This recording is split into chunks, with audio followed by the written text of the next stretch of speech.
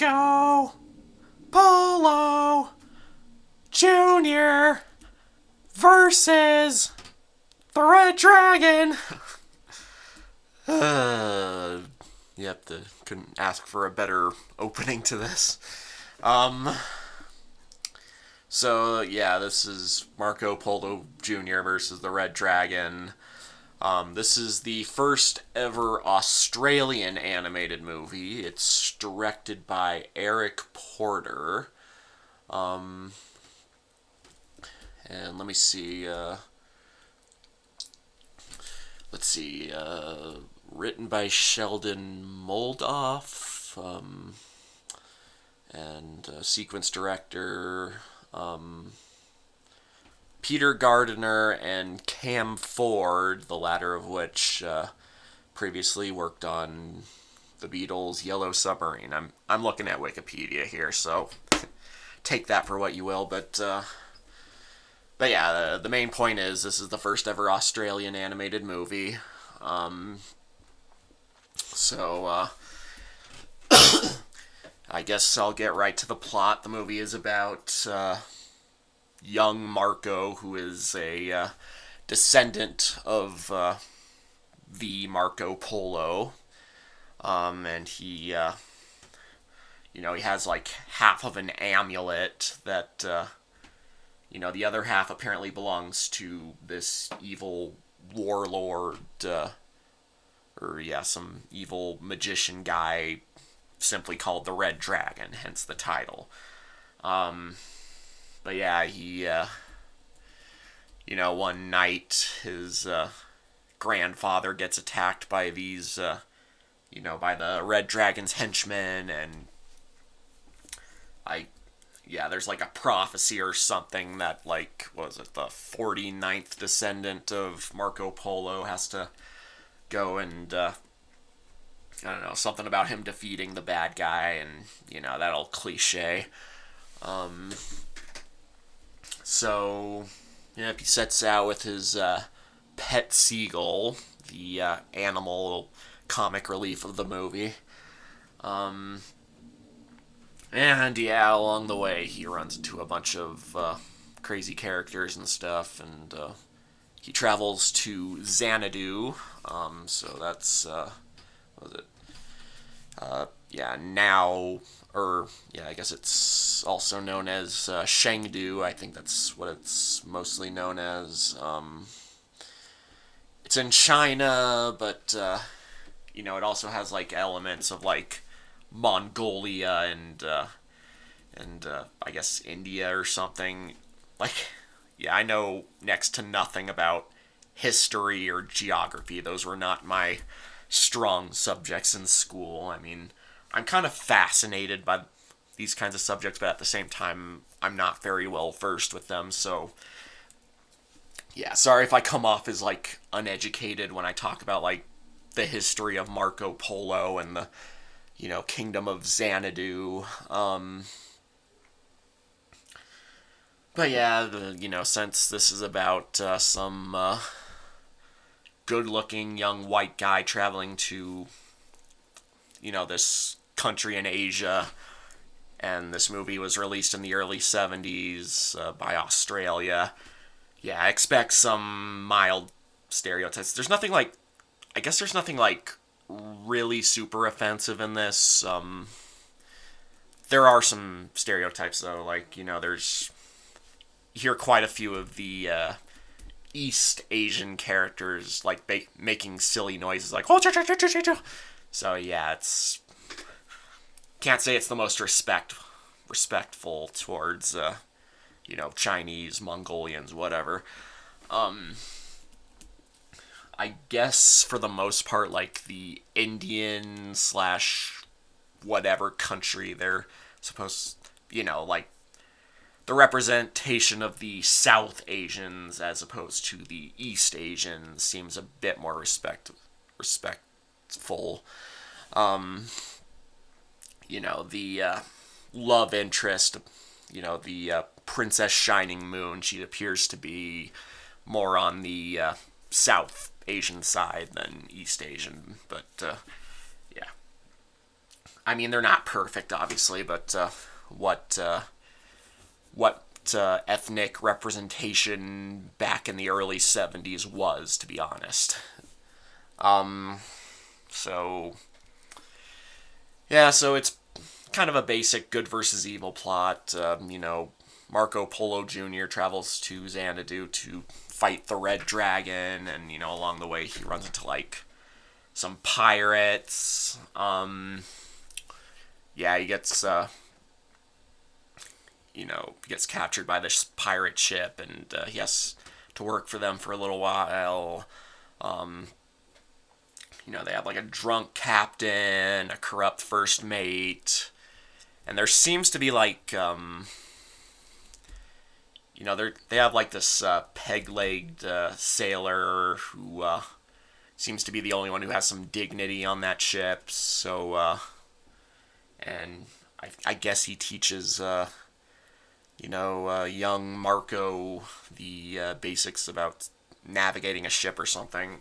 I don't know what that was about exactly. I mean, the guy only shows up for that brief scene, and then he disappears and never shows up again. I don't know what his role on the ship is exactly. They don't make it all that clear. Um, and then once he reaches Xanadu, Marco meets this guru character who has like magic powers, and I remember the guru has this fun little song about well, at first I thought he's just capable of like creating illusions, so he does it to like trick the two henchmen that are chasing Marco throughout the movie. Yeah, I thought, his whole power is just illusion, but then later on they show that he can like make food magically appear, and it's real food. So yeah, I guess he's just a magician. But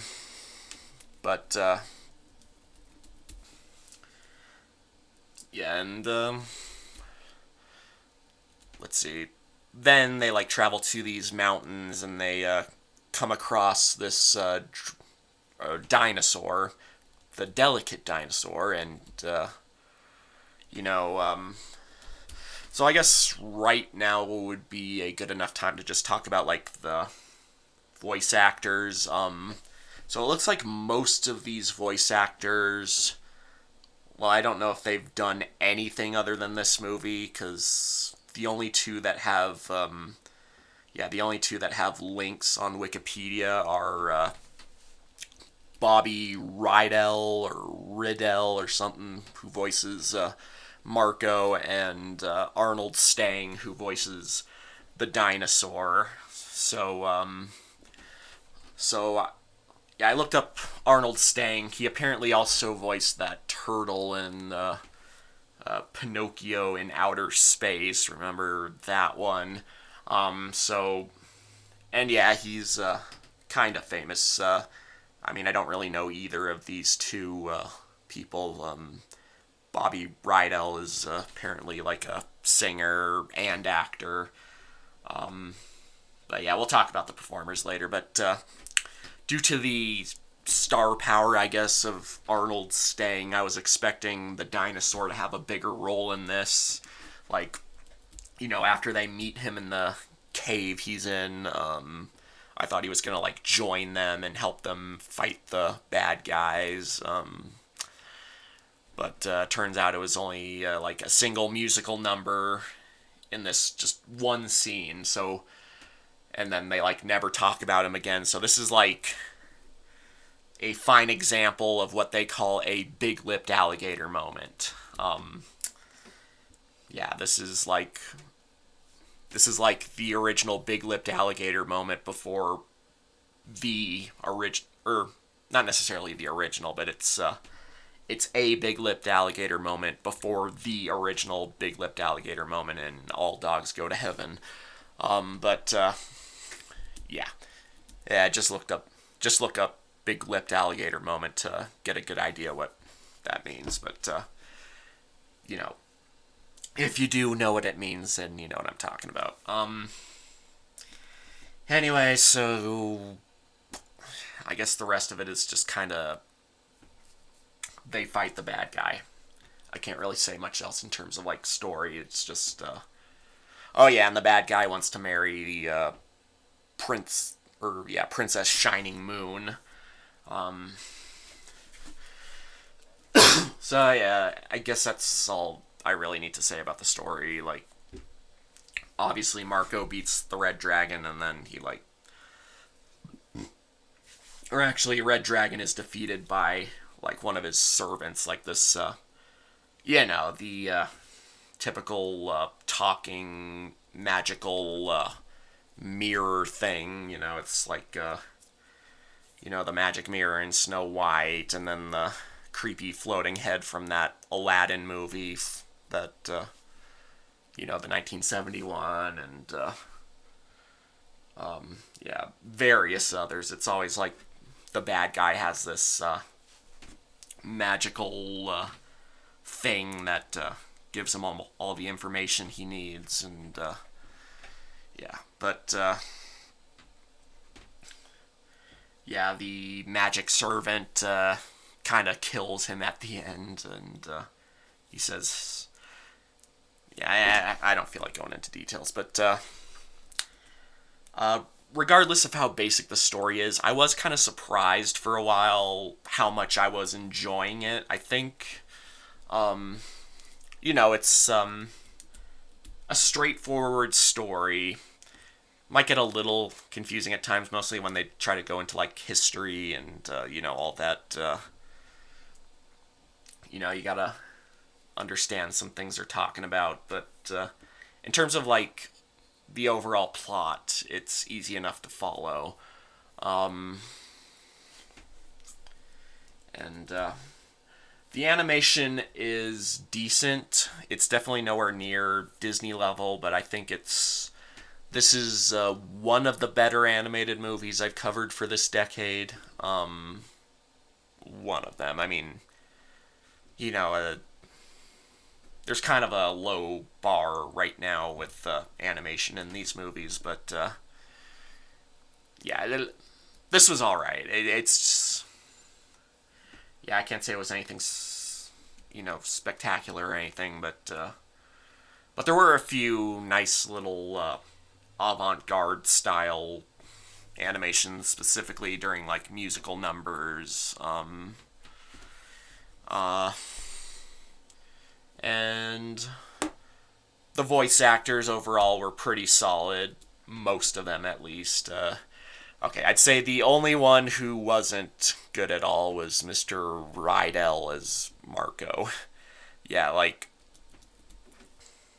at first he kind of like came off as like typical goody two shoes hero voice actor, that voice you hear in every movie. But yeah, as the movie went on, I noticed more and more it just sounded really phoned in, and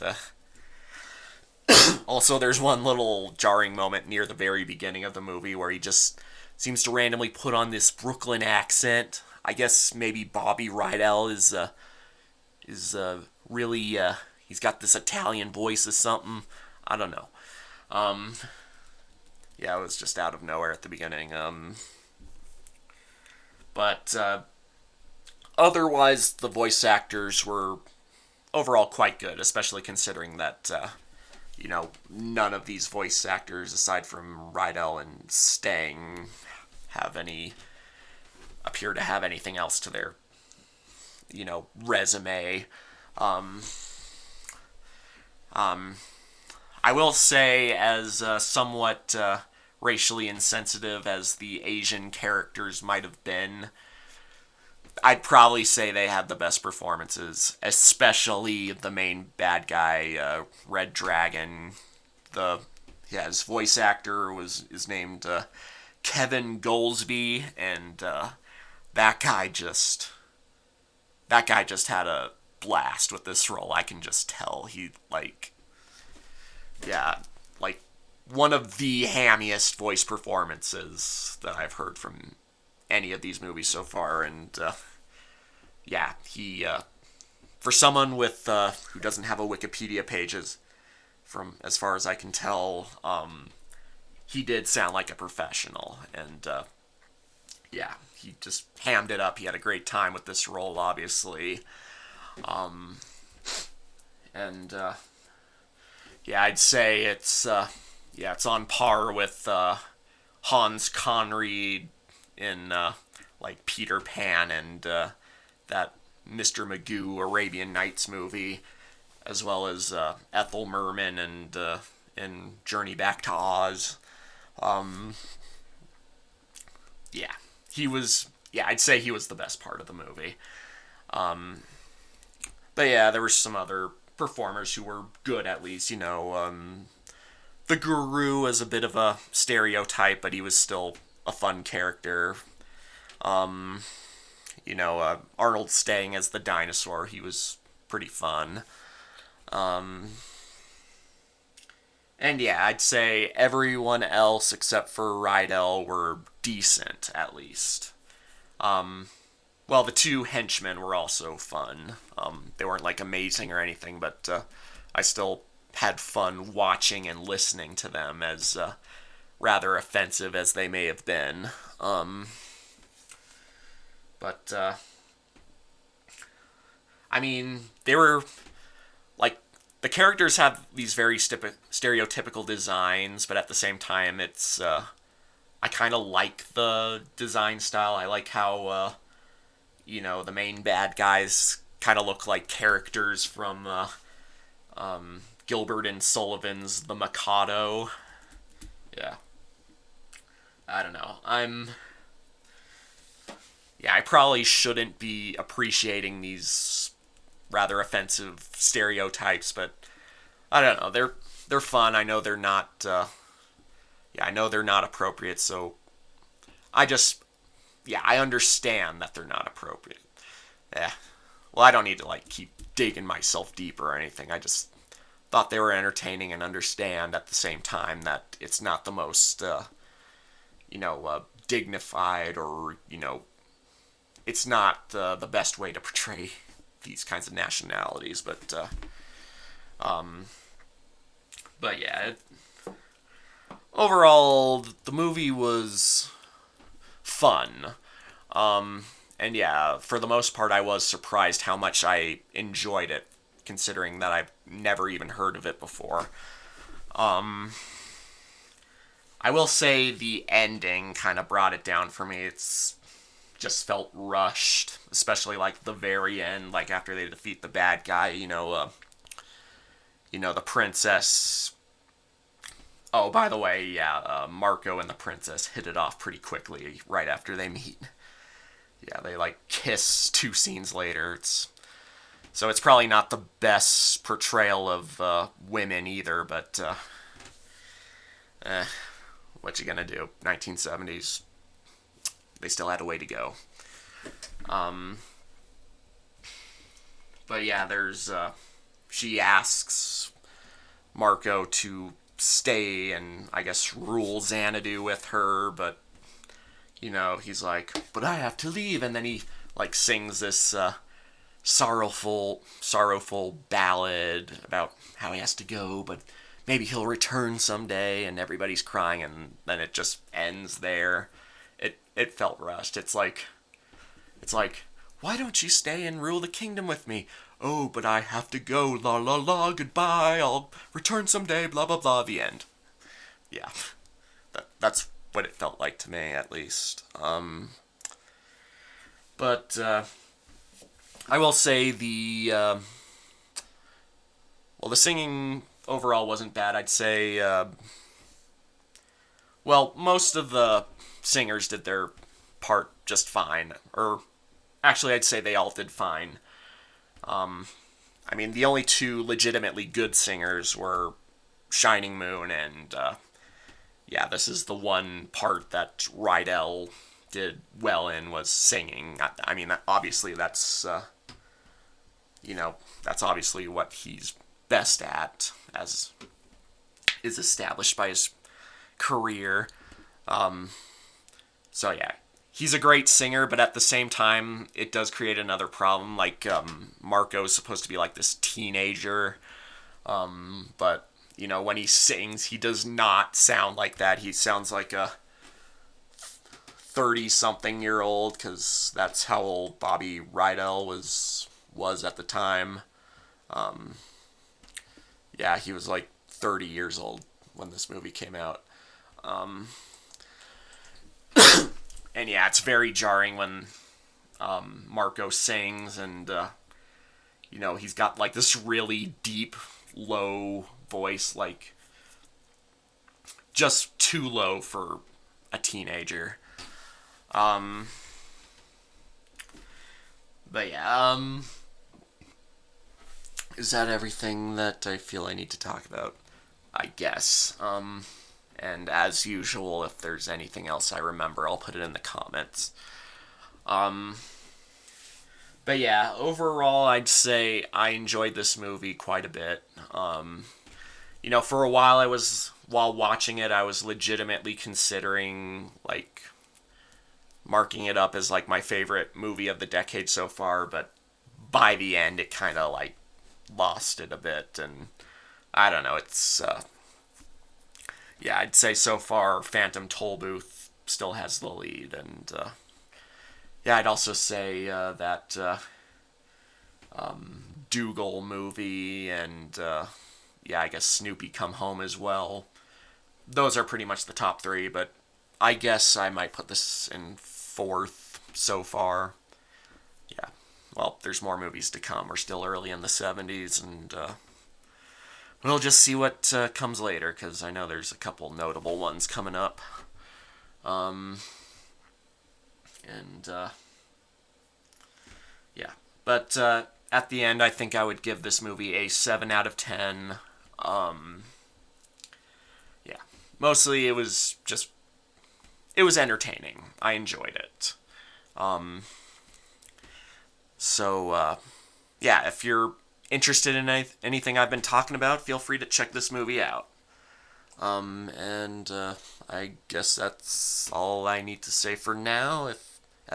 And again, if there's anything else I remember that I need to bring up, I'll put it in the comments. So yeah, that's it for now. Mash it and smash it, signing off.